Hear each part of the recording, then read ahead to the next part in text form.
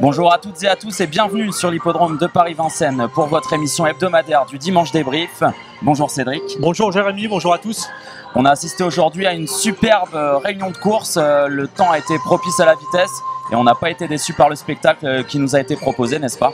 Oui, de très bons chronos pour les vainqueurs et de très beaux vainqueurs avec notamment Voltigeur de Myrte, Cobra Bleu et Billy, 1 degré moins de Carlos Deco.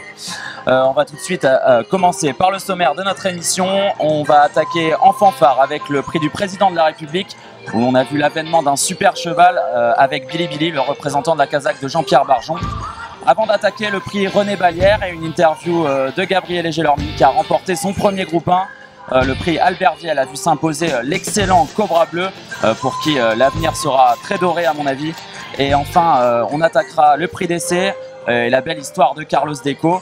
Notre rubrique des tops et des flops avant d'attaquer les repérés avec un futur gagnant que Cédric a repéré. On va tout de suite commencer par le prix du président de la République où Billy s'est imposé à l'issue d'une très belle fin de course. Il a réalisé un super dernier kilomètre et on a l'impression que c'est un super cheval. L'avis tout de suite d'Alexandre Abrivard. C'est un champion, il avait une malheureuse course attelée dans les jambes et une lavataire où j'avais couru assez sagement. Et là, avec deux courses, on ne savait pas trop si on allait vraiment pouvoir rivaliser pour la victoire. Et en grand champion, il s'est imposé facilement. Il y a eu du train, ça t'a servi? Oui, ça me sert toujours quand il y a du train parce que c'est un cheval assez lent jusqu'en plaine. Et par contre, sortie de plaine, c'est un vrai monstre, il avale la côte. Il est meilleur en montant qu'en descendant, donc j'arrive en haut de la côte et je suis plus facile que les autres. C'est une question difficile, mais est-ce que tu penses que c'est un cheval de Cornulier? Oui, c'est pas difficile, c'est un cheval de Cornulier. Peut-être pas Cornulier 2016 parce qu'il est vert, on a les 4 fers sous les pieds, il est les oreilles bien bouchées et tout, mais l'objectif c'est dans plus d'1 an en Normandie et après début d'année de 6 ans en Cornulier. Alexandre Abrivard pense donc que c'est un sujet d'avenir et pourquoi pas participer au prix de Cornulier, un cheval de Cornulier.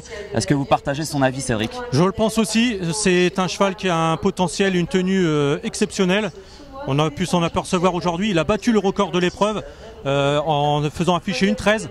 Le record était détenu auparavant par Scipion du Goutier, sur Bayagel et Rombaldi, donc 3 grands champions. Il peut marcher sur leurs traces.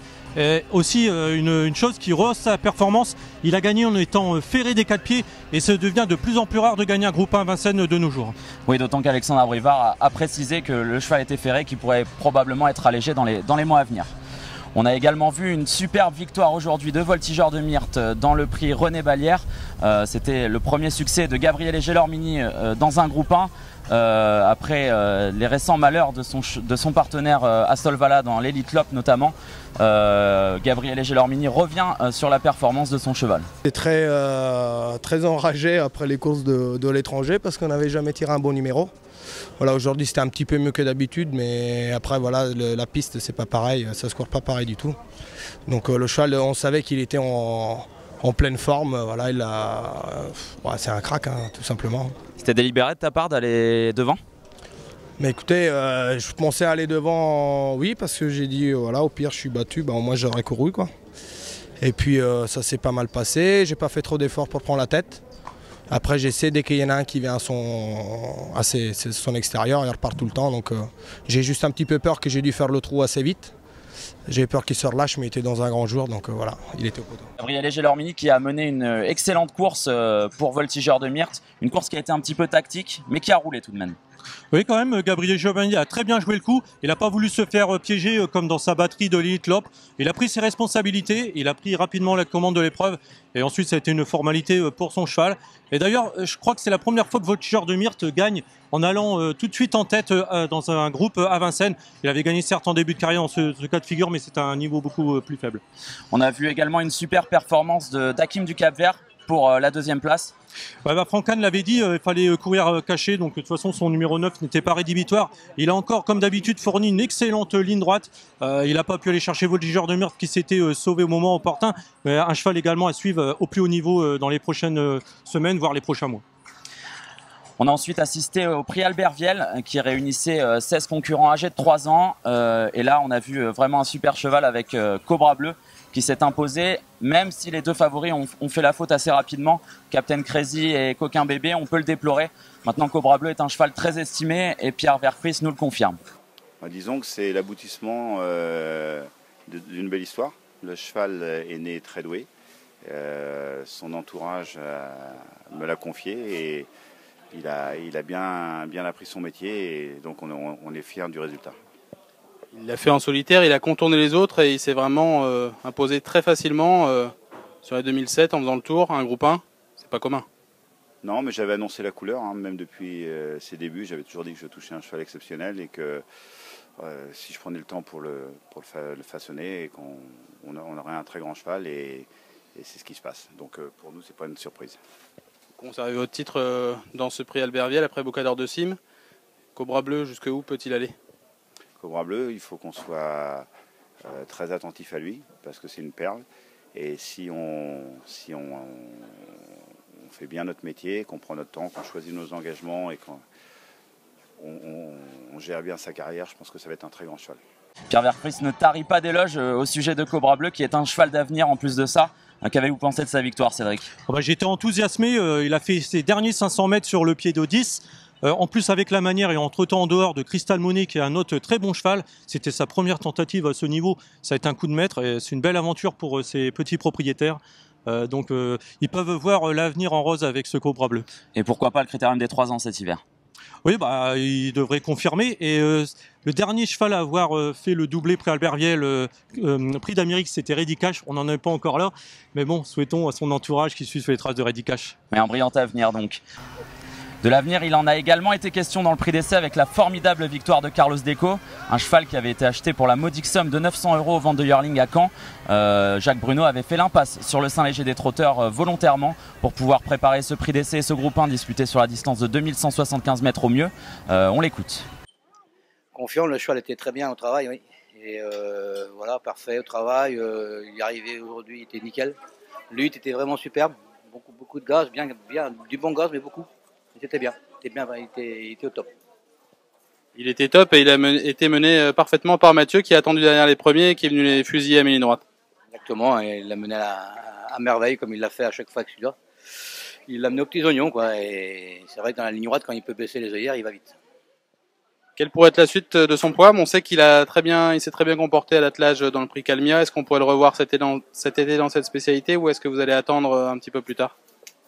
Je pense que là, il va aller au repos. Je n'ai pas envie de courir cet été, non. Je pense pas. Enfin, je n'ai pas trop regardé encore. À mon avis, il va faire sa rentrée en septembre à Laval, je crois. Il a une course européenne, je crois, pour le remettre dans le bain. Et puis, je pense qu'il va aller en vacances.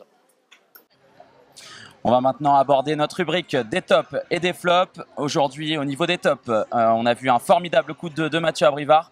Il avait commencé la journée tambour battant avec la victoire d'Athéna de Vandel dans un groupe 2. Une superbe victoire avec cette jument avec laquelle il a essayé de se montrer patient. Et cela a porté ses fruits dans une épreuve qui avait été rythmée, voire très rythmée. Une formidable victoire pour la protégée de Cédric Mégissier. Alors que du côté des flops, on retrouvera également Cédric Mégissier avec Ulan Duval. Son mentor ne s'explique toujours pas sa contre-performance. Nul doute que des analyses de sang seront faites dans les prochains jours. On écoute Cédric Mégissier. Non, le cheval, j'ai pas eu de jus du tout. C'est pour ça que je suis pas venu plus tôt, mais bon, je suis venu sans conviction. J'y croyais déjà qu'à moitié parce que le cheval, j'avais pas de jus. Bon, en sortant, j'ai dit peut-être en mettant le nez à la fenêtre, il allait reprendre le mort, mais non, le cheval. Je sais pas, à chaud je peux vraiment rien dire, je sais pas ce qui s'est passé mais j'avais pas de jus. Vous avez senti dès le départ qu'il était un petit peu moins bien? Bon, en partant ça allait parce que bon derrière les ailes ça l'étend toujours et puis on a descendu bien mais c'est après quoi. On espère retrouver Ulan Duval à son meilleur niveau très prochainement. Et avant de terminer, on va passer à la rubrique du repéré du jour. Cédric a pu regarder de près toutes les courses aujourd'hui. Est-ce que vous avez déniché quelque chose de très bien? Alors, je vous conseille de suivre United Back, un pensionnaire de Jean-Michel Bazir. Aujourd'hui, ce n'était pas du tout l'objectif. Il a suivi très librement l'arrière-garde, il a fourni une belle ligne droite en retrait. Comme le dit l'expression consacrée, il a mieux couru que n'indique son classement. Et je vous conseille de le suivre prochainement à Vichy. Un super cheval, aujourd'hui couru avec sans sagement, ambition, sagement, exactement. Est-ce que vous avez un cheval à suivre très prochainement, pourquoi pas lundi ou mardi? Alors mardi, lors de la nocturne de Vincennes, je vous conseille Bellagio Monoï. C'est un cheval que j'ai vu s'imposer sur l'hippodrome de Reims. Il s'est baladé ce jour-là. À mon avis, il est encore en retard de gain et il a déjà fait ses preuves sur les 2700 mètres de la grande piste. Donc Bellagio Monoï mardi à suivre.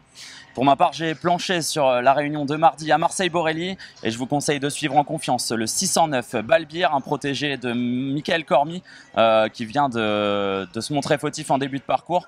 Certes, il évoluera sur un parcours à main gauche qu'il connaît peu, mais c'est un super cheval, donc je vous conseille fortement de le reprendre. Merci Cédric d'avoir participé à notre émission. Le plaisir était pour moi. Et je vous dis à dimanche prochain pour un nouveau Dimanche Débrief.